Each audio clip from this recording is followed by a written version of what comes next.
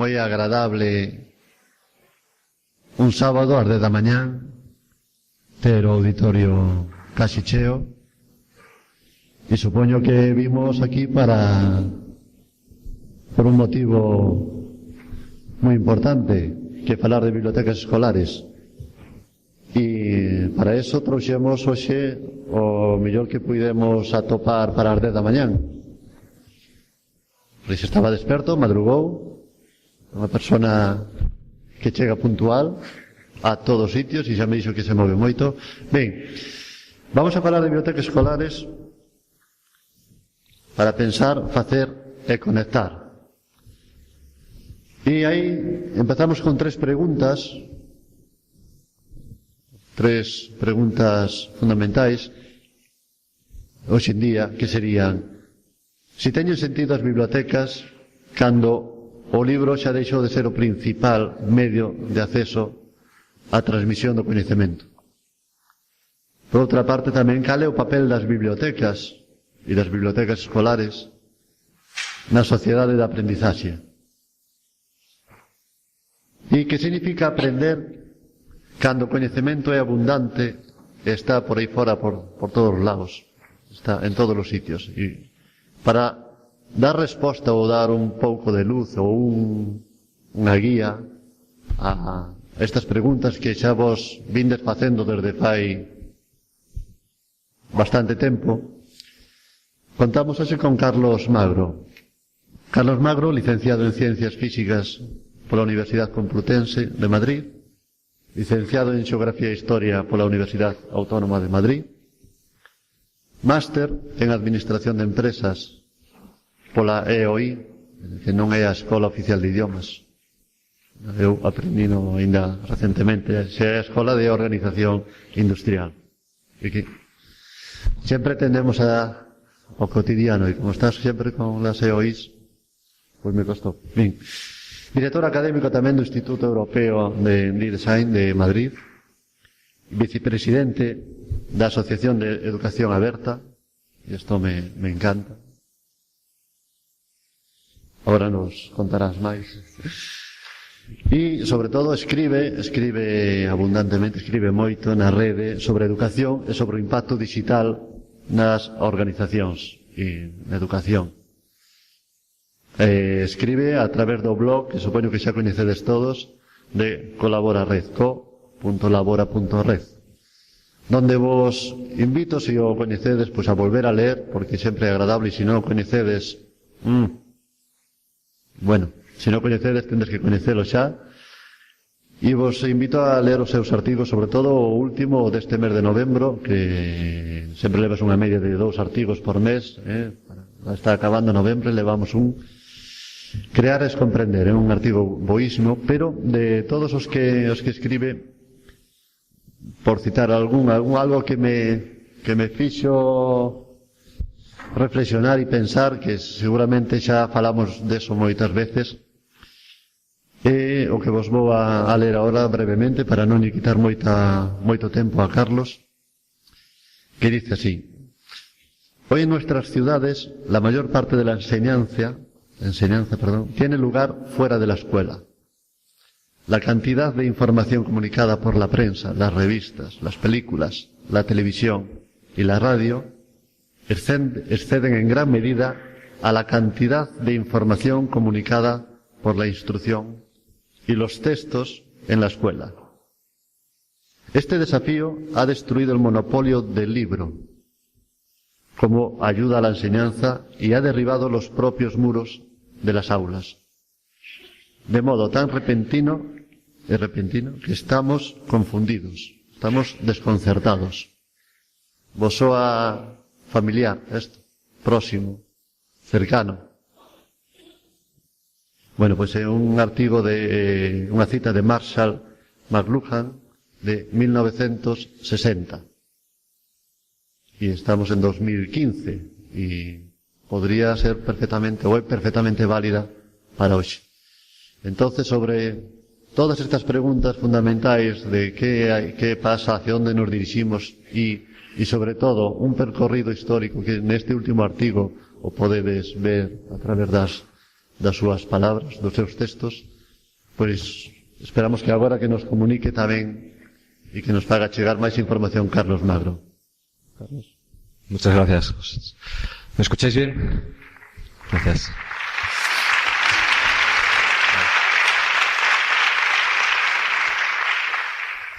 Bueno, en primer lugar decir que estoy, no sé si asustado o impresionado, porque yo vengo de Madrid, y en Madrid cuando te invita a alguien a hablar, a veces no está ni él. Uno va al sitio y no está ni el que te ha invitado.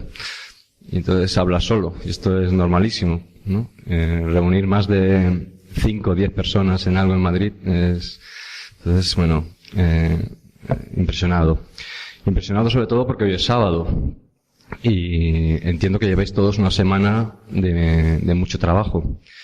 Entonces, además de impresionado, pues yo quería daros las gracias. No por venir a escucharme, sino por estar aquí hoy. Por estar ayer y hoy aquí, formándoos y pensando y trabajando. Y entiendo que no es por vosotros, sino que es porque sois, ¿no?, unos profesionales que sois responsables con lo que hacéis, que estéis ilusionados y que lo que estáis haciendo hoy, que es invertir vuestro tiempo en estar aquí, es por el bien por ejemplo, de mis hijos, aunque no directamente no trabajéis con ellos. Entonces, lo primero que quería es daros las grasas, ¿no? Creo que decís, ¿no? Las gracias por estar aquí hoy, que es un sábado.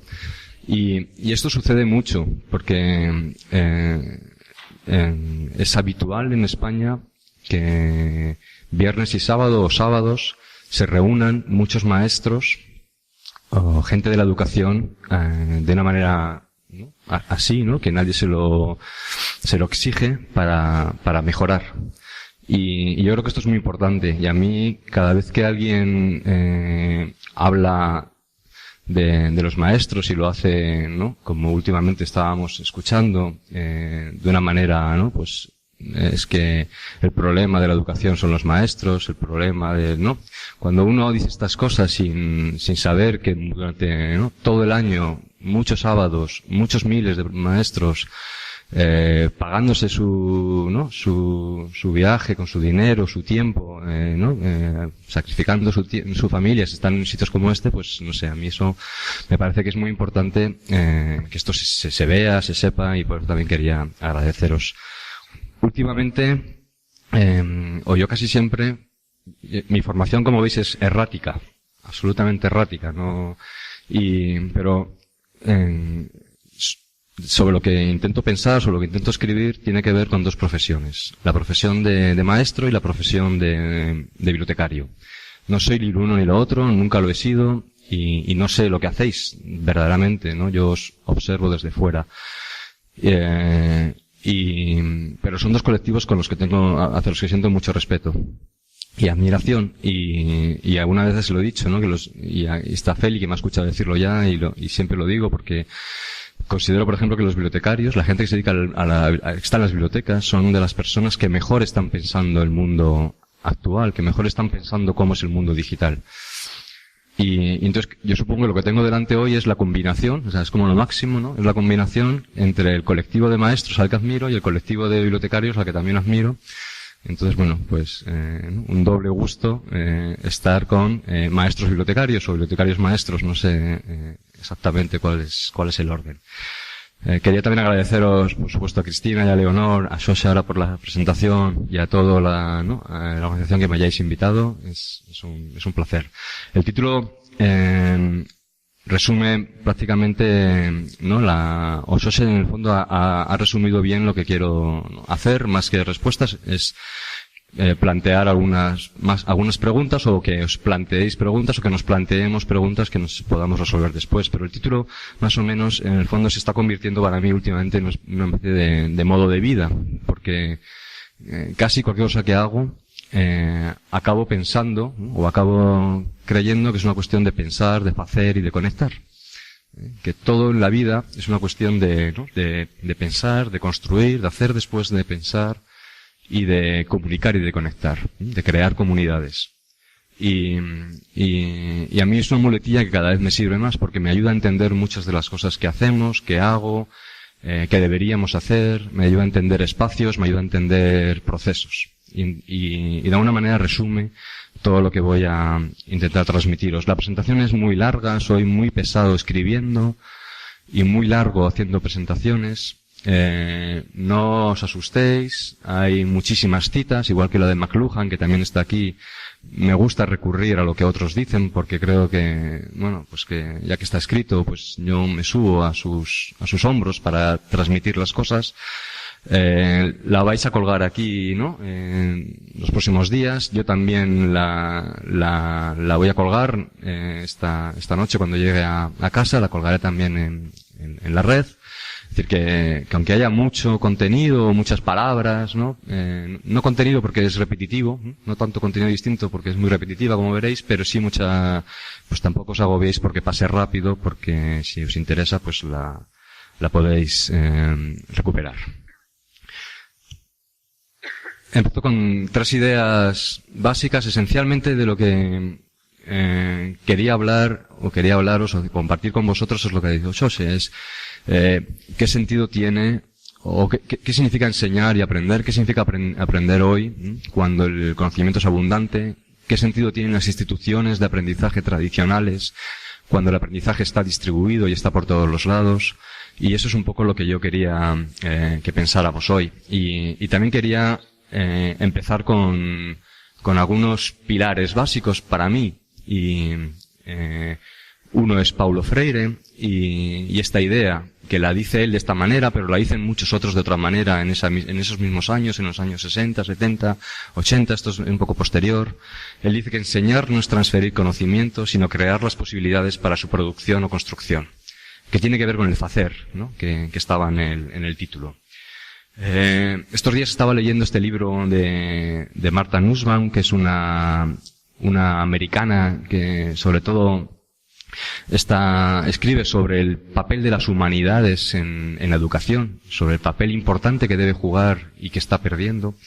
Y le cogí esta cita, ¿no? Le podía haber cogido muchas otras porque es muy, muy bonito sus textos, pero decía, cultivar la capacidad de reflexión y pensamiento crítico es fundamental para mantener la democracia con vida.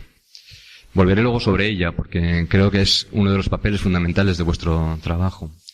Y esta otra idea, ¿no? Que el reto de los profesionales de la información, de vosotros, en cierta manera, no es tanto preservar el pasado como construir nuestro futuro, ¿no? Algunas de las preguntas, como decía Xose, ¿no? que pongo antes de empezar, ¿no? ¿Cómo podemos prepararnos nosotros? Porque seguimos preparándonos y preparar a nuestros hijos para hoy.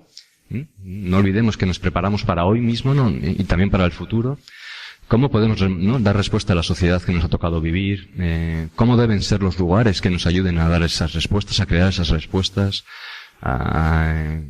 ¿Qué tipo de aprendizajes necesitamos? ¿Qué podemos hacer desde las escuelas? ¿Qué podemos hacer desde las bibliotecas escolares? ¿Cuál es el papel de las bibliotecas, ¿no? Que son instituciones de aprendizaje en la sociedad del aprendizaje? ¿Cuál es el papel de las bibliotecas escolares? Porque son un tipo específico de biblioteca con grandes diferencias, ¿no? Con otras. ¿Cuál, como decía Xose, es el sentido de las bibliotecas cuando el libro ya no es el principal medio de transmisión de conocimiento? Si tiene sentido hablar de las bibliotecas, ¿cómo deben ser? ¿Cómo tenemos que pensar las bibliotecas hoy? ¿Es necesario que la escuela tenga un espacio físico, que le llamamos biblioteca o algo así, para acceder a la información? Cuando la información ahora mismo está en el portátil, está en las tabletas, está en los móviles, está en los, ¿no? ¿Es necesario esos espacios físicos? Y en el fondo, lo más importante que decía Xose también, ¿qué significa aprender hoy? ¿No? ¿Qué significa aprender hoy cuando el conocimiento ya no es escaso como era antes? El conocimiento siempre se construyó sobre la escasez. Accedían al conocimiento solo los que podían pagarse la escasez. Afortunadamente nosotros vivimos un sistema educativo que en 30 años ha hecho que el conocimiento sea para todos, pero es que además es muy accesible cualquier tipo de conocimiento. Entonces, ¿qué sentido tienen ahora las instituciones de educación? Un repaso muy rápido a una evidencia que todos tenemos, que el mundo está cambiando. No es que haya cambiado, sino que el mundo está cambiando, que está cambiando todo lo que hacemos. Todo. Cómo estudiamos, cómo enseñamos, cómo nos informamos, cómo nos relacionamos con otros, cómo amamos, cómo todo. Y esto lo ha dicho Castells y lo han dicho muchos otros. Esto está provocado fundamentalmente por una cosa muy poco poética, que es Internet, pero que es un arma potencial enorme y que desde luego se ha convertido para todos en una infraestructura. Nos cuesta vivir sin Internet. A unos más que a otros, pero cuando uno está sin el móvil o sin una conexión, a veces no sabemos ni trabajar ni sabemos qué hacer. Estamos inmersos en una de las pocas revoluciones importantes de la historia, y esto no lo dicen los tecnólogos los tecnólogos que están vendiéndonos tecnología. Esto lo dicen la gente que está pensando en la cultura, gente como Robert Darnton, ¿no? que haciendo un análisis de la historia de la cultura afirman que esta época es una época similar a la imprenta, similar a la invención del códice, similar a la invención de la escritura, una época especialmente importante, una época además en la que por primera vez coincide en un mismo momento, en un mismo tiempo, en una misma tecnología, dos ramas de la historia de la humanidad que eran fundamentalmente, siempre han estado casi siempre separadas. La de arriba, que era cómo producíamos cosas, ¿no? Cómo producíamos con las hachas, cómo producíamos con la máquina de vapor, cómo producíamos con la electricidad, son sistemas de producción, y cómo trasladábamos el conocimiento, que es la línea de abajo, ¿no? La escritura, el cine, por ejemplo. Y ahora, las tecnologías digitales son tecnologías de producción y son tecnologías de difusión y de comunicación. Y esto es radicalmente diferente. Vivimos en una sociedad que tiene un montón de apellidos, ¿no? Hay quien habla de la sociedad de la información, de la sociedad en red, que dice Castells, de la sociedad creativa, ¿no? Que dice Florida, de la sociedad líquida, que dice Bauman. A mí me gusta hablar de la sociedad del aprendizaje. Creo que es el término más bonito, el que más está de acuerdo con lo que realmente nos está pasando. Es un término viejo, es un término que es de cuando yo nací. Un año antes de que yo naciera, este señor escribió un libro muy bonito que se llamaba La sociedad del aprendizaje, y en el que traigo la cita porque me parece importante. La sociedad del aprendizaje es una sociedad, o el aprendizaje, o el sistema educativo, como él dice, no tiene como fin, y esto es importante que no lo perdamos de vista, a mí me parece muy importante no perderlo de vista, capacitar, ¿no? O producir mano de obra, capacitarnos para ganarnos la vida. Claro que sí, eso es una consecuencia, pero el sistema educativo, la educación, lo que hacéis todos los días, creo que el objetivo que tiene es formar ciudadanos responsables, formar ciudadanos críticos, y esto es importante, y esto a veces se nos olvida. Y estaba escrito en ese libro tan bonito que se llamaba, en el que se puso sobre la mesa el papel o el nombre de la sociedad del aprendizaje. Esta revolución que estamos viviendo está produciendo muchísimos cambios, pero está produciendo cambios al menos en estos tres ámbitos que nos afectan directamente, sobre los que voy a pasar ahora más o menos rápidamente: sobre el conocimiento, sobre los espacios y sobre el aprendizaje. A la foto era un gesto a una experiencia personal. Yo estuve unos meses, tuve suerte en Harvard en el año 95. Y visité una biblioteca, viví en una biblioteca allí que se llama Weiner, una biblioteca con 6 pisos hacia abajo, la biblioteca central de la universidad, es excepcional, la biblioteca de Borges, es esa biblioteca que está allá a la izquierda, y también en el año 95, estando allí, yo descubrí Internet, estando allí yo descubrí una manera de entender la universidad distinta, en la que se mezclaban los saberes, en la que se mezclaban las disciplinas, en las que había transdisciplinaridad, y en la que había hibridación de conocimientos. Y bueno, a la derecha es una imagen de una de las bibliotecas, no de la transformación de Weiner, pero una de las bibliotecas de Harvard ahora. Hay un libro, pero no es lo más importante. Pero hay libros, hay personas hablando, no hay solo silencio, y hay ordenadores y no hay papeles, hay convivencia, ¿no? Y entiendo que aquí puede haber, ¿no?, mezcla también. Y es un poco la evolución que hemos vivido todos nosotros, ¿no?, los que tenemos algunos años más, en los últimos 30 años. Impresionante, ¿no? Yo creo que si nos paramos a pensar, ¿no?, nos asustaríamos. Me meto un poco con el conocimiento, que me divierte mucho, y es cómo se está transformando el conocimiento, ¿no? Y voy a recurrir a varias citas, muchas de un filósofo vasco que me gusta mucho, que es Daniel Innerarity. El primero es un francés, que dice que la sociedad del conocimiento lo primero que ha hecho es acabar con la autoridad del conocimiento, acabar con la autoridad, ¿no? El conocimiento, ¿no? Y lo podemos matizar, o los expertos, no es que no sean importantes, es que todos sabemos ahora que todos somos expertos en algo, ¿no? Y que ya no es solo una cuestión de que unos sean los expertos que nos cuentan a los demás los que no sabemos, sino que todos tenemos mucho que decir. Y esto es una cosa que se ha provocado en los últimos 30 años, sobre todo. Esto tiene que ver con que la sociedad del conocimiento en la que vivimos está llena de paradojas. La primera es esa, que ha acabado con los expertos del conocimiento. La segunda sería esta que cita este señor, Barry Schwartz, que es la paradoja de la elección. Tenemos tanto conocimiento, tenemos tanto donde elegir, que esto no nos da más libertad, esto nos paraliza. Un problema identificado clarísimamente es el exceso de información, la infosicación, como queráis llamarlo.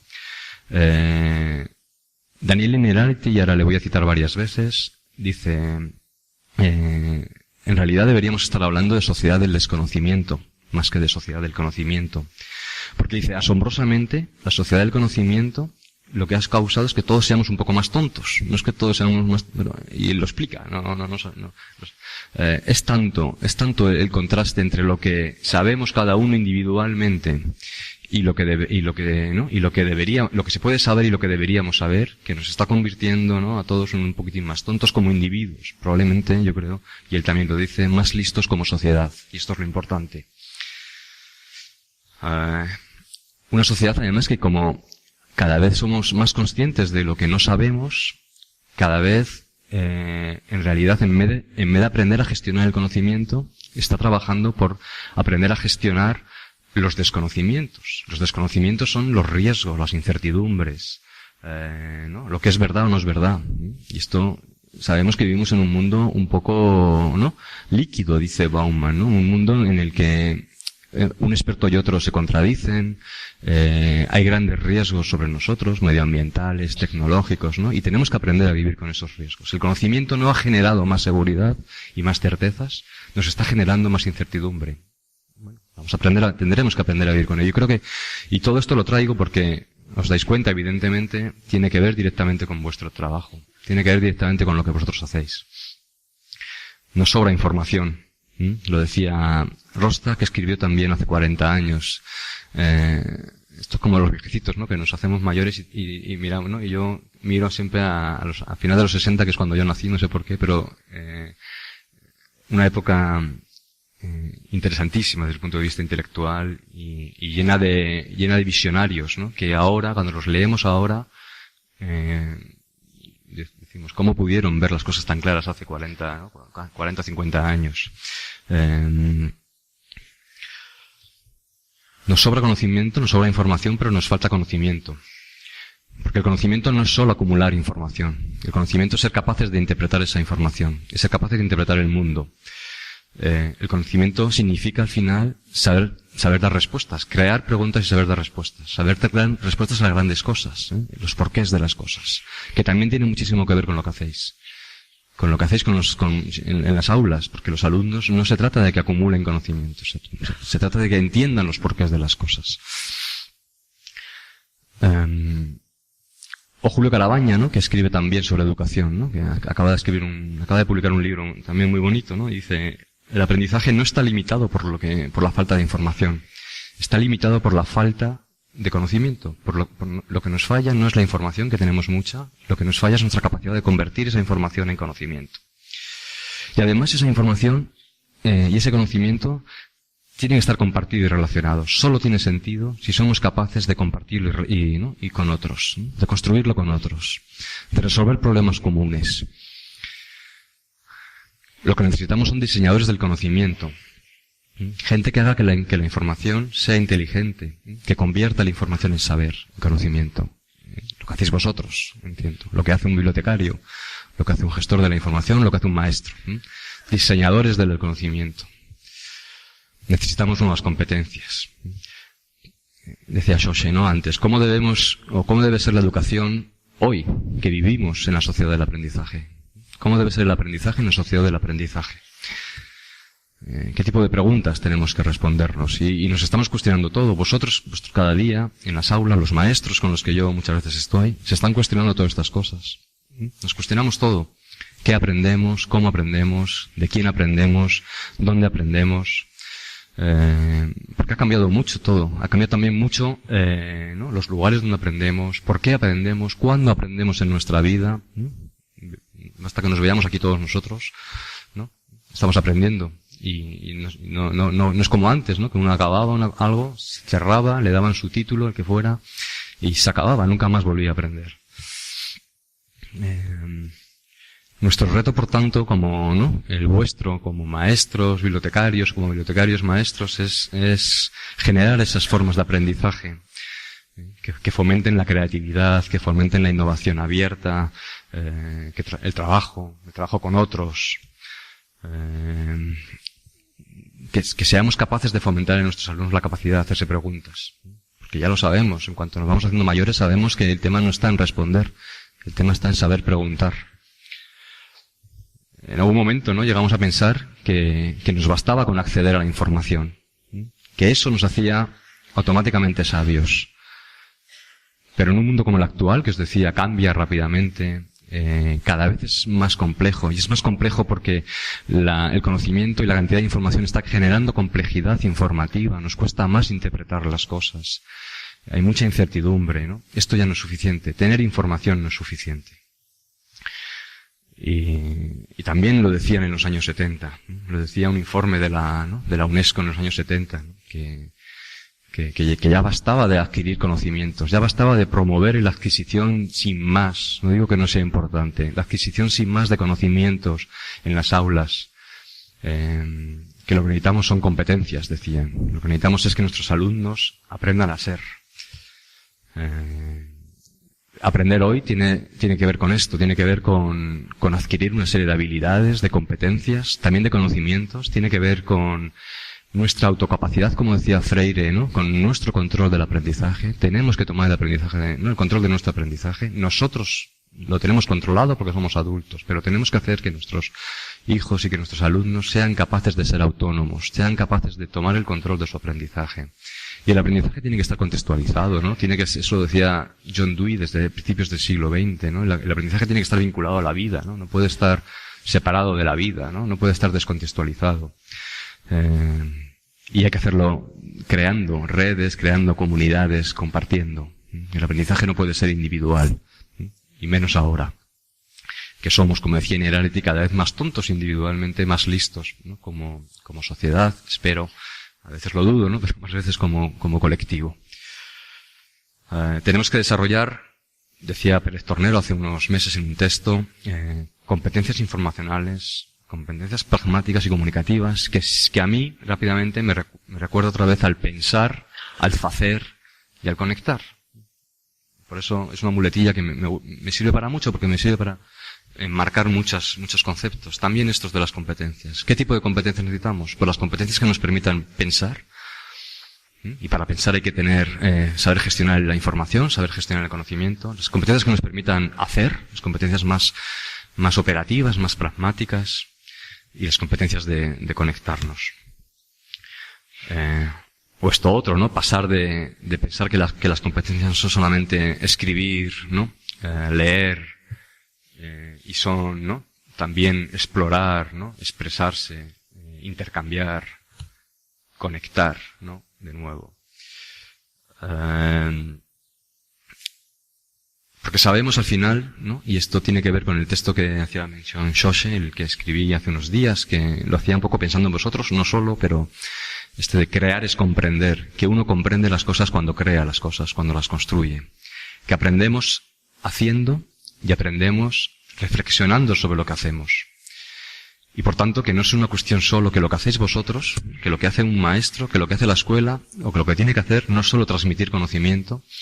No se trata de meter conocimiento en nuestros alumnos sin más, sino tenemos que activar los procesos activos de conocimiento.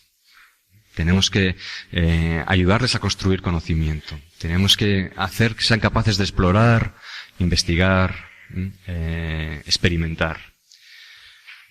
Decía este señor, este es un tecnólogo. Resnick es un tecnólogo del MIT, no es un maestro. Es un tecnólogo preocupado por la educación. Es el padre, entre comillas, de un lenguaje de programación que se llama Scratch.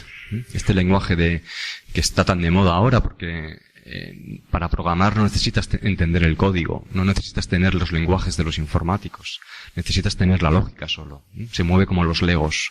Este señor, que es un tecnólogo, nos está hablando de educación, nos está diciendo que aprender es hacer, que las ideas no se adquieren, sino que las tenemos que construir, las tenemos que hacer nuestras. Nos está remontando directamente a pedagogos como a John Dewey o a María Montessori. Nos está remontando directamente a los grandes pedagogos de principios del siglo XX, que ya dijeron que aprender no era estar encerrado en un aula, sino salir fuera y hacer cosas. Y eso tiene que ver también, y por eso estoy insistiendo sobre esos temas, con vuestra labor, con lo que yo creo que es el futuro el presente y el futuro de los espacios de las bibliotecas y de la educación. Porque aprender, decían, aquí hay dos maestros míos, ¿no? Directos, ¿no? Antonio Lafuente y Joaquín Rodríguez, ¿no? Que aprender es, pues, saber gestionar información, es decir, buscar, recopilar y filtrar datos, saber trabajar colaborativamente con esos datos y saber luego expresarlos. De nuevo, pensar, hacer y conectar. Aprender hoy es aprender a pensar, a hacer y a conectar. Es aprender a aprender, ¿no? Porque, y esto lo han dicho desde muchos sitios, ¿no? Mucha gente también, ¿no? Porque hoy, y esto también es una frase antigua, tiene también 30 años, ¿no? Pero los analfabetos de mañana decían en los años 70, y ahora ya sí que es verdad, ¿no? No son los que no hayan aprendido a leer, sino los que no hayan aprendido a aprender.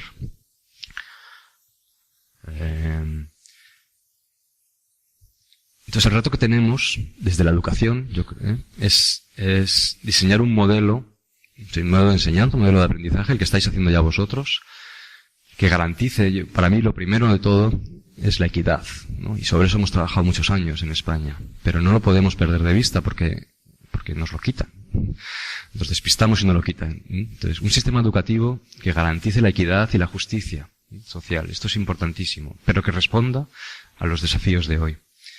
Y eso tiene que ver, con la autonomía de los centros, tiene que ver con la autonomía de los equipos que están ahí trabajando, de los profesores, con el reconocimiento de la profesión, con el liderazgo de cada uno de vosotros, ¿no? La capacidad de hacer las cosas con la cooperación dentro de los centros, entre centros, ¿no? Con la cooperación en entornos como estos, y con una manera de hacer distinta, con una manera de entender el aprendizaje distinto, que fundamentalmente, al final, simplificando mucho, evidentemente, sea algo así como fomentar la curiosidad y la creatividad, fomentar la capacidad de hacerse preguntas, porque hacerse preguntas significa que antes tengo que saber mucho, tengo que tener espíritu crítico, tengo que tener, que sean capaces de hacerse preguntas.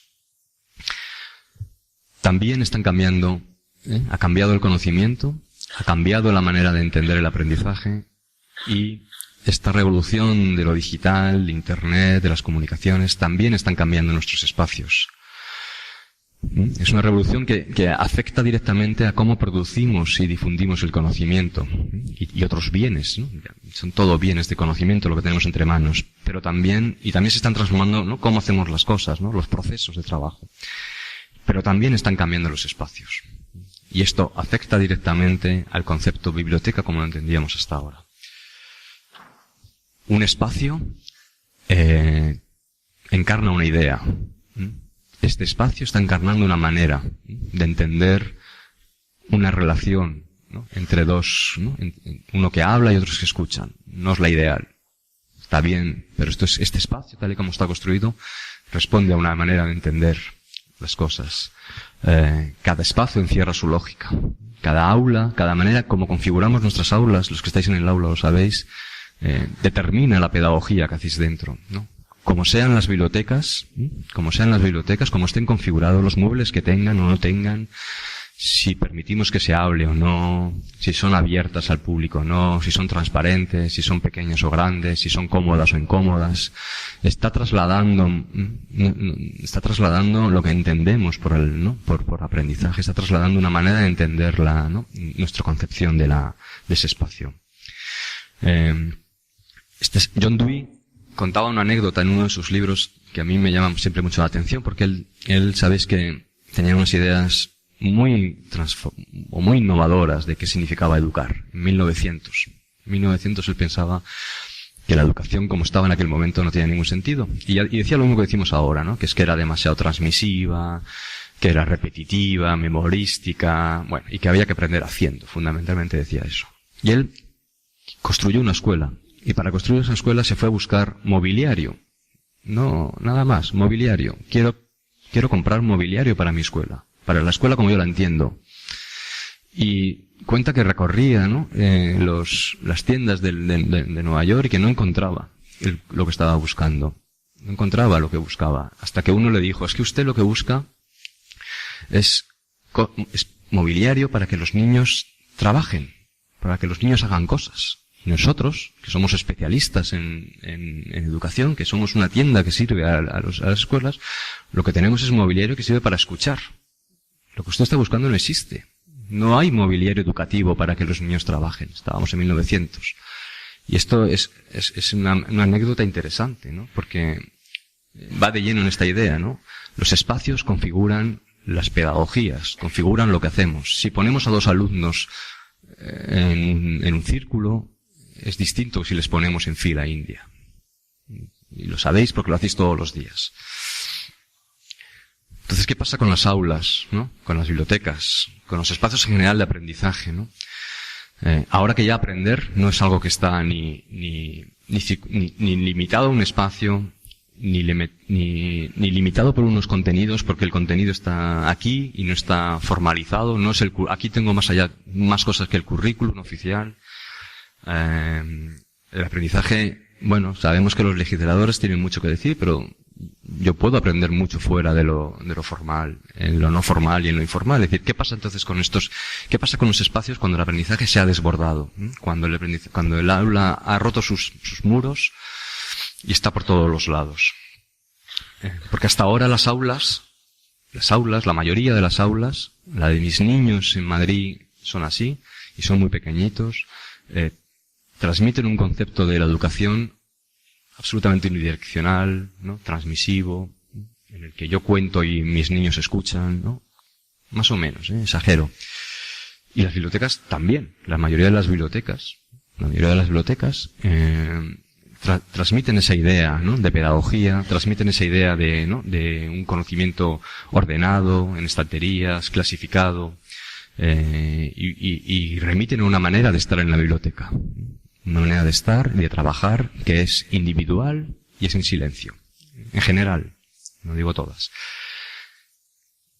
Y sin embargo sabemos que enfrentarnos a todo esto que os estoy contando, a todos estos cambios que os estoy contando, exige que cambiemos las pedagogías y exige que cambiemos los espacios para responder a esas nuevas pedagogías. Enfrentarnos al mundo este que estaba describiendo nos exige construir, ¿no? Unas metodologías, unas pedagogías distintas, ya lo estáis haciendo, y nos exige también cambiar las configuraciones de los espacios. Y esos espacios también están ahí ya, porque llevamos 20 años en los que ha habido muchísima transformación de los espacios. Se han generado muchísimos espacios de este tipo, ¿no? Espacios que son muy mezcla, ¿no? Que ya no sabes qué son, ¿no? Y los llaman de muchas maneras, que siempre en inglés, ¿no? Los llaman Hub Labs o Media Labs o, ¿no? Los llaman de muchísimas maneras, términos incomprensibles, pero mezclan la palabra laboratorio con la palabra hackear, con la palabra, ¿no? Bueno, lo que están diciéndonos es que son espacios donde lo que prima es la mezcla, la hibridación, la colaboración, el trabajo juntos, las lógicas colaborativas, descentralizadas, abiertas, que son las lógicas de la red también. Son las lógicas de Internet. Es decir, Internet, que es virtual, digital, se ha hecho, ¿no? Se ha transformado en carne, como dirían se ha hecho carne en espacios que han reproducido esas lógicas. Las lógicas del trabajo colaborativo, del trabajo con otros. Eso que estaba en cómo vivíamos en Internet algunos, ahora también se ha traducido a lo digital. Es un ejemplo de la complejidad del mundo en el que vivimos, que va mezclando lo digital y lo físico, se nos está mezclando en todos los lados.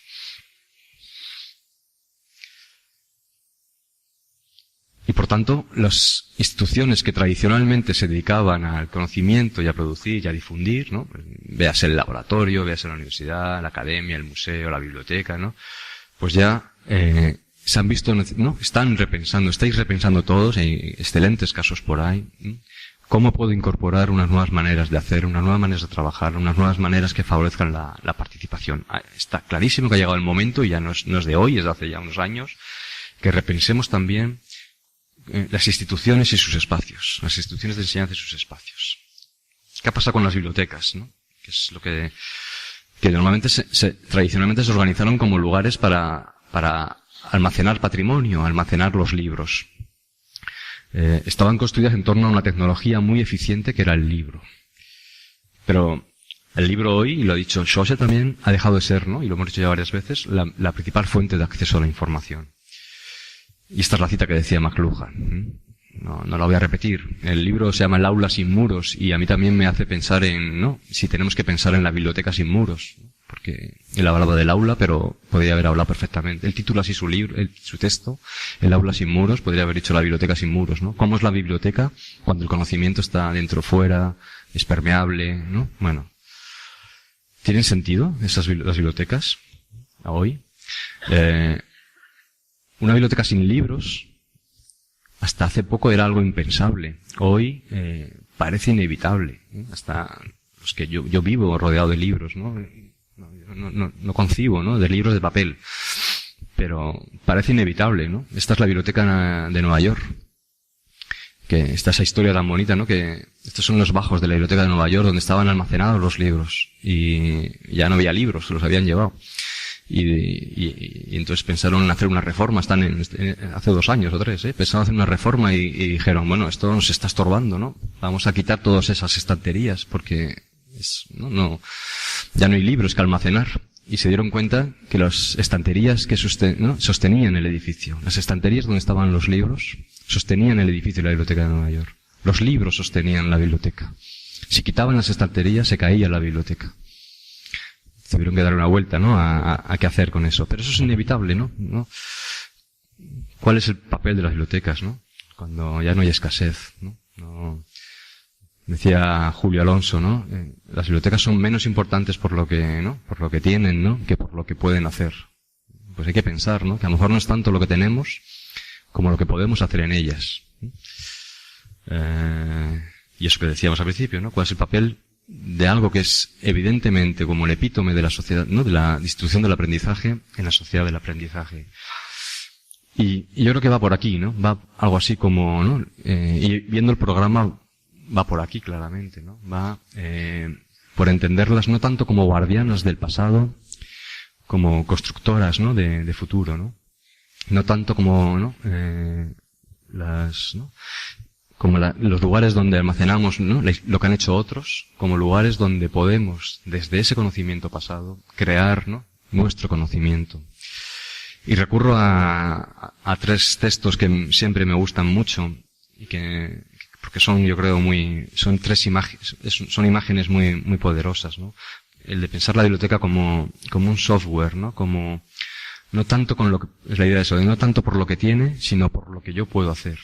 Y lo decía Randall de una manera muy bonita, ¿no? Porque dice, no vienen a la biblioteca buscando libros o revistas, ¿no? Vienen para informarse, para soñar, para crear, para horrorizarse, para maravillarse o para divertirse. Vienen para huir de la realidad o para construir o entender mejor la realidad. Esto es a lo que va la gente a las bibliotecas, ¿no? Y el software es lo que ofrecemos, es lo que hacemos, es cómo hacemos accesible la información, cómo conectamos las cosas. A eso viene la gente a las bibliotecas, no a buscar los libros que ya los tienen en otro lado, no solo a buscar los libros. La biblioteca también es una infraestructura. Y los bibliotecarios dice el mismo Randall, ¿no? Que, bueno, pues que más que ordenar, colocar, ¿no? Y comprar, ¿no? Libros, objetos físicos o virtuales, me da igual, ¿no? Que sean libros digitales, pues aportan más porque son especialistas en eso, aportarían más organizando y compartiendo información. No colocando información, sino organizando que no es lo mismo que colocar. Organizar es relacionar y compartir información. Y construyendo relatos, ¿no? O sea, dando sentido a la información. Construir un relato es dar sentido a la información. Y así las bibliotecas pasan de ser lugares de consumo a lugares de creación. Insisto que leyendo el programa creo que es lo que, ¿no? Vengo a deciros lo que hacéis, ¿no? Pero bueno, las bibliotecas como lugares de creación, motores de creación. No tanto para facilitar el acceso a lo que hacen otros, sino para construir nuestro propio conocimiento.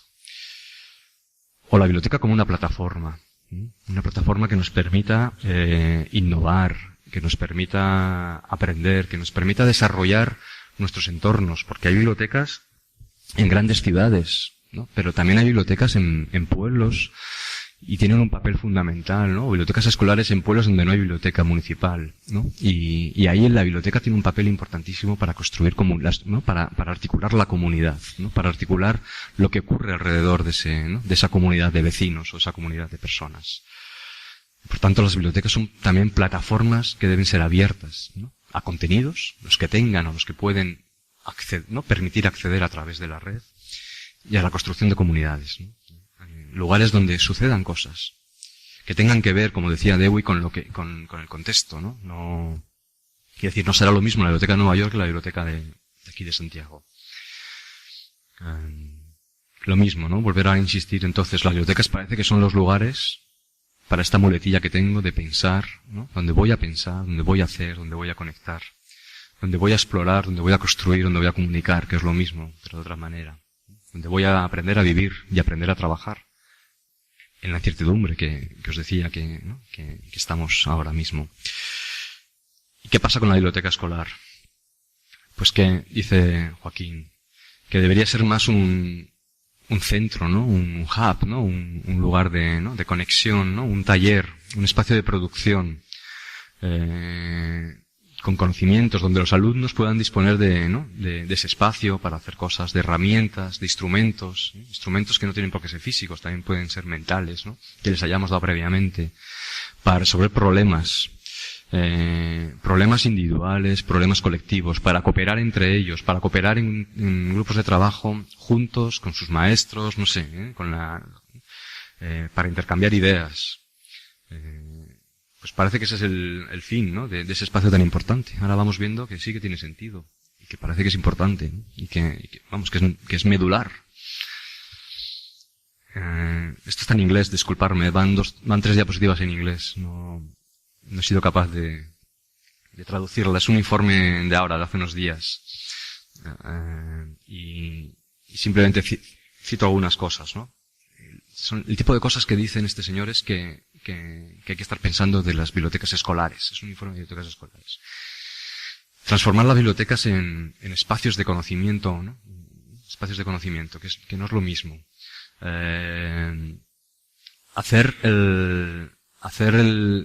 Convertirlas en lugares donde se acceda al conocimiento, más allá de que sean un lugar físico, más allá de que tengan una web, ¿no? O sea, a lo mejor es que se deslocalizan de alguna manera también. Pensar el impacto de los espacios maker, de los espacios de hacer, ¿no? De los espacios donde se hacen cosas, donde se aprende haciendo, ¿no? Que esto también pues está en todos los lados, ¿no? La biblioteca es también como espacios para hacer, como espacios maker. La biblioteca, como hemos dicho, como un espacio de creación de conocimiento. No solo como un lugar de consumo de conocimiento, sino como un espacio de creación de conocimiento. La biblioteca como un lugar donde uno vaya a aprender, ¿no? Este aprendizaje a lo largo de la vida que decíamos, esa gran competencia, ¿no? Aprendo a aprender y aprendo a lo largo de la vida, ¿no? Pues la biblioteca como el lugar donde yo voy a aprender. Autoaprender, no que me... También el lugar, ¿no? Donde los alumnos deben aprender a manejar la información. Y donde los alumnos deben aprender a crear con la información. El impacto que pueden tener en las bibliotecas, dicen que hay que pensar, ¿no? El impacto que tienen las tecnologías colaborativas, que están aquí alrededor nuestro. ¿Qué tipo de cosas dicen estos señores los mismos? Y está en inglés de nuevo, que hacen los bibliotecarios escolares, ¿no? Pues todo lo que hacéis es el programa vuestro. Promover la lectura, da igual el formato, fomentar, ¿no?, la adquisición de competencias informacionales. Luego, Feli seguro que insiste en el tema, ¿no? Competencias informacionales, otras competencias, ayudar a que se fomente la colaboración entre profesores y alumnos, por supuesto mantener una colección de libros, compartir, bueno, os lo dejo para que... Y dos cosas que en el fondo polarizan un poco lo que se está haciendo ahora, ¿no? Por un lado, la biblioteca, aparte de, ¿no?, como un lugar donde ayudamos a los alumnos a adquirir las competencias que estábamos diciendo que son necesarias hoy, que son competencias que en las aulas no las terminamos de poner en, ¿no? Podríamos hacerlo, pero los currículums y las maneras de trabajar muchas veces nos impide desarrollar esas competencias. Competencias muy básicas a veces, ¿no? Las competencias de gestión de la información son basiquísimas, o las competencias de gestión digital, o las competencias, y nuestros alumnos no las tienen, no saben filtrar, no saben seleccionar, como no sabemos nosotros tampoco, no digo que, y la biblioteca pues claramente tiene un papel ahí que jugar. Luego, ahí hay un papel importante, por ejemplo, muy pragmático, la biblioteca como un lugar donde yo voy a adquirir competencias. Y luego también hay un papel, es el otro, el que os decía desde el principio y con el que quiero luego terminar, la biblioteca también como un lugar fundamental, ¿no?, para la democracia, como un lugar donde yo a lo que voy es a aprender a ser un ciudadano. Entonces la biblioteca escolar es un espacio de aprendizaje. Yo voy a aprender de la manera que hemos dicho, aprender como hemos dicho que hay que aprender. Voy a aprender en la biblioteca, aprender hoy, es esto que decíamos antes, ¿no? Es esto lo que necesitamos. Yo os decía, ¿no? Sois diseñadores del conocimiento, los bibliotecarios son diseñadores del conocimiento, pero es que todos tenemos que ser diseñadores del conocimiento. Todos tenemos que ser capaces de movernos en el laberinto de la información. Y la biblioteca como lugar de aprendizaje es el lugar natural, y los bibliotecarios son los expertos en este tema, para transmitir esto, ¿no?, para transmitir esta competencia que es básica. La biblioteca también es un lugar, parece natural, para estar y para trabajar, que cambia radicalmente con lo que hacíamos antes. No es un lugar para estar solos y en silencio, o no solo para hacer eso. También debemos pensar si podemos generar espacios para estar juntos y trabajar juntos. La biblioteca como un espacio también para la producción, lo que decíamos, ¿no? La biblioteca para crear, no solo para consumir, pero como para crear. Y estos días pensando en la conferencia de hoy, pues, ¿no?, me venía esta imagen, ¿no? La conferencia más como una cocina, ¿no?, donde mezclar que un comedor, ¿no? Y me gusta la cocina más que, y no he puesto laboratorio porque me parece todavía que es más auténtico, porque en la cocina todos somos maestros, todos somos expertos, ¿no? Nuestras abuelas eran expertas en cocina. Hacían maravillas con la cocina. Y el laboratorio siempre ha sido el espacio de los expertos. Como yo os decía que, ¿no?, que el conocimiento ha puesto en duda eso, pues yo creo que me gustaba más esta imagen de la biblioteca como una cocina donde uno va a crear con los ingredientes, ¿no?, que están ahí disponibles o que alguien le enseña. También un lugar donde superar este viejo dilema. Este es un viejo dilema que yo habéis visto que yo estudié física teórica, y luego estudié geografía e historia, despistadísimo. Y luego me puse a estudiar una tesis de historia de la ciencia, cuando no podía ser de otra manera. Y trabajé, y lo primero que uno hace cuando está estudiando historia de la ciencia es enfrentarse con este problema, el problema de las dos culturas, ¿no?, de la científica y de la humanística. Y la biblioteca es un espacio donde creo que se podría trabajar eso, que se está perdiendo, porque las materias artísticas, las materias humanísticas, van perdiendo peso a favor de otras materias. Y eso es muy peligroso. Eso es lo que tiene que ver con el texto de esta señora que os decía al principio, ¿no?, de Nussbaum, ¿no?, que insistía en la idea de la importancia de las humanidades también. Yo que digo que la biblioteca es un lugar donde hay que ir a crear, aprender a hacer, programar, hacer robots, todas estas cosas, no lo dudo. también creo que es el lugar donde debemos ir a, ¿no?, adquirir lo más humanístico de la formación. Y es un lugar bueno para romper la división entre las dos culturas. Y también como un tercer espacio, ¿no? Depende de dónde esté la biblioteca, ¿no? Pero no, ni lo público, ni lo privado, ni el cole, ni el cole, ni la casa, ¿no? Puede ser el lugar entremezcla, ¿no? Porque es un sitio que puede ser el único sitio en el que los alumnos se pueden encontrar como en casa, ¿no? Porque les pongamos una disposición, estén de una manera, puedan comportarse de una manera, pues, que sea lo más similar a como están en casa, pero están en un entorno de aprendizaje. Por eso lo del tercer espacio, que lo podríamos ver de otras muchas maneras. Y citando a Nussbaum, ¿no? Esta idea, ¿no? ¿no? Vinculado a ese puente entre las dos culturas, trabajar la biblioteca como el lugar natural, ¿no? Las bibliotecas han sido siempre el lugar natural de construcción de ciudadanía. Y las bibliotecas escolares tienen un papel importante, porque se nos escapa si no, en los currículums se nos va. Nuestra obsesión por otros temas nos hace perder la mirada ahí. No me atrevo a decir nada de vosotros, pero un poco todo, ¿no? O sea, sois todo. El especialista, el compañero, el que lidera, ¿no? El que tiene las ideas, el que es maestro, el que también idea, ¿no? El que idea programas y gestiona programas, bueno, lo que hacéis. Termino, que quedan 5 minutos y va clavado. Pensemos en las bibliotecas como un lugar que nos ayuda a pensar, ¿no? Que nos ayuda a hacer también.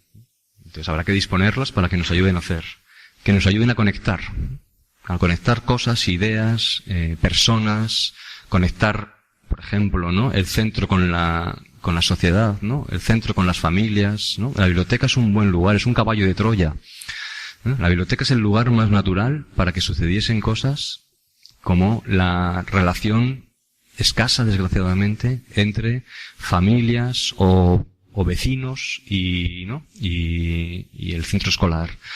La biblioteca es el lugar natural para el aula sin muros, para la escuela sin muros, para la escuela abierta. Es el más fácil. Si hay que empezar por algo, para tirar los muros del centro, para que haya conexión con la biblioteca para mí es el sitio más fácil para empezar. Por tanto, la biblioteca como un lugar de aprendizaje, como un lugar que permite expandir, ¿no? El concepto de aula expandida, pues llevarlo a la biblioteca y que permite expandir el centro, ¿no? Que permite expandir la comunidad educativa.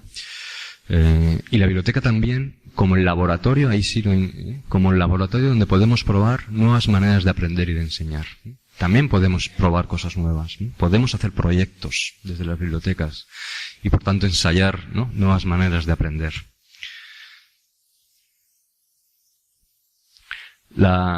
Y ya termino. Los libros, ¿no? Los libros para las bibliotecas, dice la cita, no son el fin, son un medio. El fin de las bibliotecas, y por eso he insistido mucho en esto, porque me parece muy importante, y me parece muy importante porque sois maestros, además. ¿Sí? Si estuviera hablando solo con bibliotecarios, sería importante, pero tendrían mucho menos capacidad de actuación, pero vosotros tenéis muchísima. El fin de la biblioteca no son los libros, ¿no? Es crear democracias fuertes. Y cada vez, ¿no? Decía este otro informe, ¿no? De las bibliotecas públicas, cada vez que una biblioteca abre, y no importa, si es pequeñita, de pueblo, escolar, especializada, la Biblioteca Nacional, no importa, cada vez que una biblioteca hace, la biblioteca también se abre. La democracia también se abre. Y termino os leo la cita, os la traduzco así rápidamente, ¿no? Una biblioteca en medio de una comunidad es una mezcla entre una salida de emergencia, un bote salvavidas y un festival de la creatividad. Las bibliotecas son catedrales de la mente, son hospitales del alma, son parques temáticos de la imaginación. Y ahora ya me salto y voy al grano. Las bibliotecas son espacios públicos, prácticamente los únicos que nos van quedando, donde uno no es un consumidor, sino un ciudadano. Y termino. Termino con esto que yo lo tengo grabado, ¿no? Igual que lo de pensar, hacer, conectar, lo utilizo para mucho, pues también intento cuando flojeo, intento recordar esto, ¿no? De esta escritora francesa, ¿no? Que no importa dónde estemos, ni el tamaño que tengamos, ¿no? Y decía ella, ¿no? Nunca creí que pudiéramos transformar el mundo, pero creo que todos los días podemos transformar las cosas. Y vosotros lo hacéis todos los días, lo hacéis desde vuestras aulas, desde vuestras bibliotecas, desde vuestros centros, desde vuestros pueblos. Y yo creo que ese es, ¿no? el objetivo, ¿no? Y nada más. Esto no sé si lo he escrito bien. A mí me han temblado las piernas porque en castellano, ¿no? Pero, bueno, pues eso. Que muchas gracias. Gracias.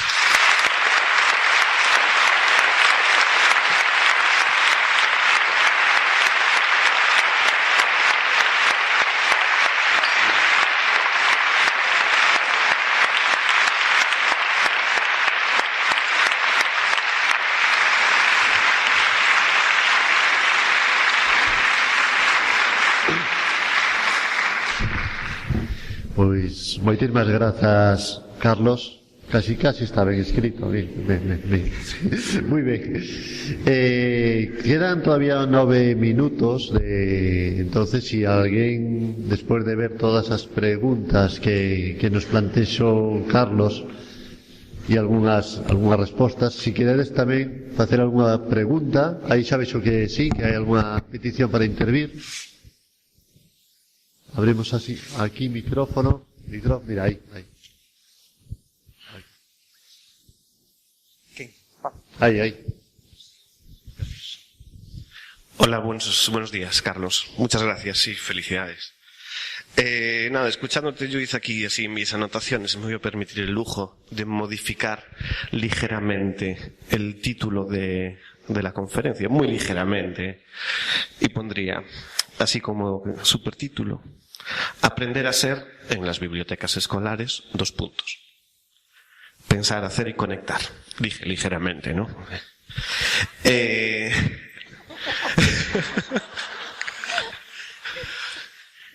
Bien, y luego escuchando, ya empezando por la sabia introducción de Xosé Luis, donde nos leyó y nos engañó, nos hizo pensar que estaba diciendo una cita de un artículo tuyo que era súper moderna y realmente era del 1960. Luego, leyendo todas tus citas, vemos que hay de todo el siglo XX, que no es del 2005 hacia aquí, es todo el siglo XX, con lo cual muchos de estos problemas a los que nos enfrentamos ya existían, ¿no? Ya estaban encima de la mesa antes de la última revolución. La cuestión que yo me pregunto en este momento entonces es si lo estamos haciendo bien o lo estamos haciendo mal. El bien y el mal no existen los comportamientos buenos, los comportamientos malos, así que habrá cosas que estemos haciendo bien y otras que estemos haciendo mal. Yo me quiero centrar en las que estamos haciendo mal. Entonces digo, una de las cosas que estamos haciendo mal es el tratamiento que le estamos dando a las humanidades dentro del contexto escolar. Entonces voy a hacerle a Carlos una pregunta filosófica. ¿Sabes? Ya que la filosofía no está en los coles, vamos a meterla aquí. Pensar, hacer y conectar es la razón, la voluntad y el corazón, claramente, ¿no? Quiero decir, son los grandes aspectos del ser humano. Y yo te pregunto, ¿en qué estamos fallando? ¿En la razón? ¿Estamos fallando en la conexión, en el corazón? ¿O estamos fallando en la voluntad? Si se puede separar, que no lo sé. Gracias. Como no soy filósofo, ¿no? Yo voy a hablar de los romanos.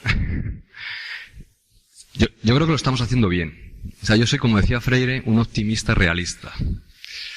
Y tiendo a pensar que lo estamos haciendo bien, a pesar de que parece que lo hacemos mal. Y no creo que estemos fallando ni en la razón, ni en el corazón, en ninguna de ellas, y en todas a lo mejor un poquito. Es verdad que los problemas o los temas de la educación nos acompañan, estos temas, al menos desde hace 100 años. Desde hace 100 años está trazadísimo, identificadísimo, diagnosticado perfectamente cómo debía ser o cuáles son las mejores maneras de hacer de la educación algo más transformador, más de lo que ya ha sido, ¿no? que lo ha sido. Y es verdad que muchas veces ¿no? parece que no avanzamos, y que yo podría leeros un montón de citas como la de McLuhan de los años 60 pero de 1900 y no sabríais hasta el final si estoy hablando de ahora o estoy hablando de hace 100 años. Y no tengo muy claro qué es lo que nos está fallando, ¿no? Yo creo que yo tiendo a pensar que ha llegado el momento de aceptar que los cambios en la educación no tenemos que esperar a que vengan, no tenemos que esperar a que vengan por boletín oficial del Estado o boletín de la Xunta. No van a venir por ahí los cambios. Yo tengo a pensar que los cambios que se puedan producir deberán venir de más desde abajo. Y me diréis, estamos cansados de estar, empujando, ¿no? Pero yo tengo a pensar que es un buen momento de nuevo para el cambio educativo, que lo estamos haciendo bien, ¿no? Que estáis aquí vosotros y eso se están haciendo bien las cosas, que, insisto, ¿no? Yo la semana que viene me voy a Cádiz, lo mismo, un montón de profesores que un sábado se reúnen, y yo conozco muchas, intento seguir lo que se hace en las escuelas, hay muchas escuelas haciendo cosas maravillosas, hay muchos maestros innovando, se están haciendo cosas, ¿no? Y nos falla un poco la partitura general, ¿no? La partitura que viene desde mi punto de vista de los responsables, ¿no? De los responsables que deberían estar simplemente guiándonos un poquito, ¿no? Y dejándonos hacer más. Pero, a pesar de eso, yo creo que estamos avanzando, que lo estamos haciendo mejor, que cada día somos más, no más tontos, como decía Nerati, sino más listos, que solo necesitamos tener fuerza para seguir, ¿no? Y no perder en el empuje. Que sabemos cómo hay que hacerlo, lo sabéis todos, y que tenemos que encontrar las maneras de hacer que aquello que no nos dejan hacer por norma se pueda hacer, ¿no? De otras maneras. Hay margen, sabéis que hay margen, en un centro hay margen, más allá de la norma todos tenemos un cierto margen para actuar, y yo creo que es ahí donde podemos actuar, en la filosofía esa de sé que no puedo cambiar el mundo, pero sí sé que todos los días puedo transformar las cosas, ¿no? Y bueno, esa es un poco mi visión, sí, rápido. Si me permitís, yo creo que sí, también soy realista y optimista y creo que, por lo menos en Galicia, que es lo que conocemos, tenemos más cercano y tenemos delante. Si miramos en los últimos 15 años y pensamos cómo eran las bibliotecas hace 15 años y cómo son hoy, está claro que sí que estamos cambiando las cosas. No lo hemos hecho bien, pero lo estamos haciendo. O sea, vamos por buen camino. Lo que pasa es que es un cambio que no es un cambio de un día para otro, pero sí, se está notando. Es decir, yo lo veo desde que estoy en la asesoría, es decir, sí que se ve, haces una mirada atrás a cómo era, ya no como lo recuerdo de niño, sino una mirada atrás a cómo era hace 10 años cuando estaba en la escuela, y cómo veo lo que veo hoy en vuestras memorias, en vuestros proyectos, y ha cambiado totalmente. Compartí la mesa hace unos días con una analista de OCDE española. Hace 2 o 3 días estuve con ella en un coloquio. Y OCDE, no recuerdo, OCDE, PISA, PIAC, los pelos de punta, ¿no? Bueno, ella, el discurso que traía era, ella no vive en España, vive en París, dice, no entiendo lo que pasa en España. No entiendo por qué nos tratamos tan mal, ¿no? ¿Por qué se trata tan mal a la educación en España, en los medios o en ciertos ámbitos políticos, ¿no? Porque si yo desde la OCDE, la responsable de estos grandes estudios, cuando los veo, yo no veo que España esté peor que sus vecinos, peor, ¿no? Las diferencias son mínimas. España es un país mediano en casi todo. Está bien. Y la evolución de España en los últimos 30, 40 años en educación es impresionante. Es impresionante. Es que tenemos que saber de dónde venimos. Es que el analfabetismo en España hace 100 años era lo normal. No era lo normal en otros países de nuestro entorno. Nosotros hemos cerrado esa brecha rapidísimamente. Es decir, que se han hecho cosas muy importantes y muy buenas, y se hacen cosas que están muy bien, y los resultados son normales. Es decir, no son excepcionales, pero lo que nos diferencia de un Finlandia es pequeñísima. Es matiz, décimas. Y por tanto ella decía, no entiendo, yo sí lo entiendo, pero bueno, no entiendo, ella también lo entiende, ¿no? El uso que se hace, ¿no? Interesado muchas veces, ¿no? Que también tiene que ver un poco con nuestra manera de entender, muy de Unamuno, ¿no? Muy de, ¿no? ¿no? O sea, que es que nos flagelamos, ¿no? Pero que lo estamos haciendo mal relativamente, ¿no? Hay muchas cosas que cambiar, pero también hay cosas que se hacen muy bien. Y yo creo que sois los primeros implicados, como dos colectivos, como colectivo de maestros y como colectivo de bibliotecarios, de dar visibilidad a vuestro trabajo y de dar visibilidad a las cosas buenas que se hacen en los centros. Sois los primeros que tenéis que hacerlo, porque sois dos profesiones que normalmente no lo habéis hecho. No vais por ahí contando lo bien que hacen, ¿no? Lo hacéis en entornos profesionales, pero no vais por ahí contando lo bien que hacéis las cosas. Ninguno de los dos. Entonces los bibliotecarios se quejan de que son invisibles, de que no, y los maestros, ¿no? Soportan, ¿no? Unas críticas que no son justas.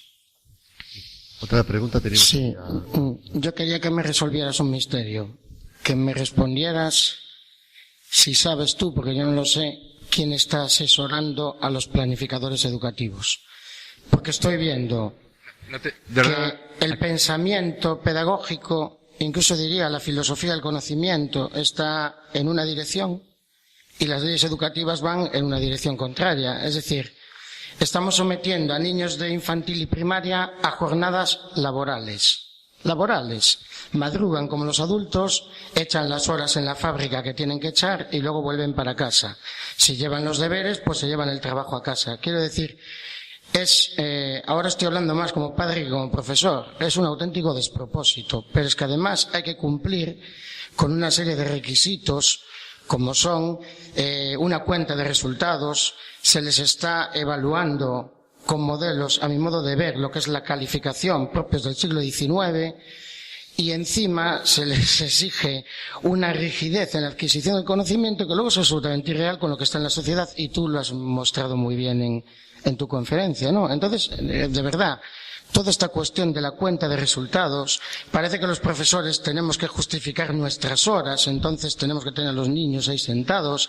La verdad es que esto no está teniendo ni pies ni cabeza, y para nosotros creo que es una fuente profunda de frustración, porque obviamente los niños cada vez están más desmotivados, cada vez vemos más situaciones de todo tipo de anormalidades conductuales y sociales en el aula, que quienes nos estamos comiendo toda esa porquería somos nosotros. Entonces, no sé, a estos señores realmente ¿quién los está asesorando?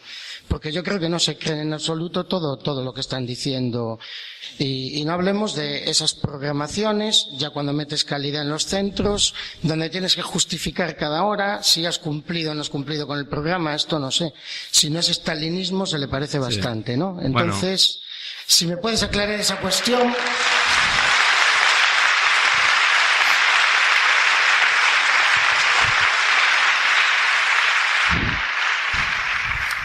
Sí, ojalá lo supiera, no lo sé, tengo una sospecha, ¿no? Pero, desgraciadamente, mi intuición es que lo que hay es que es que hay no maldad, ni siquiera maldad, o ni siquiera conciencia de lo que, no, sino ignorancia, al menos aquí. Mi intuición es que que no hay, ¿no? Que no es ni asesorados ni no asesorados, ¿no? Las decisiones se toman en mesas camillas directamente, ¿no? Se toman copiando modelos viejos, ¿no? Modelos discutidos, modelos que, por ejemplo, nuestra última ley responde fundamentalmente a a modelos que tienen 15 o 20 años en otros países, ¿no? Como Estados Unidos, y que han sido fuertemente criticados y que se ha demostrado ya el fracaso, ¿no? Del modelo, ¿no? Y luego responde desgraciadamente también a una, no solo en educación, a una tendencia general que vivimos desde los años 80, muy dura, ¿no? De neoliberalismo muy duro, que está afectando a todo, no solo a la educación. Y por eso es tan importante el papel que os decía que tenéis que jugar, si podéis, que decía Martha Nussbaum, de la defensa de las humanidades, como los instrumentos realmente de democracia que podemos, ¿no? tener, ¿no? Si no formamos en eso a nuestros alumnos, pues vamos a ir a peor, porque vamos a estar más, ¿no? Vamos a ser menos capaces ni siquiera de entender o de saber que esto está mal, ¿no? De ser capaces de responder o de oponernos, ¿no? Entonces, bueno, que hay poco tiempo, corto. Bueno, pues como ya estamos, no sé si estamos ya fuera de tiempo, pues Carlos, darte las gracias una vez más por tu maravillosa intervención. Gracias.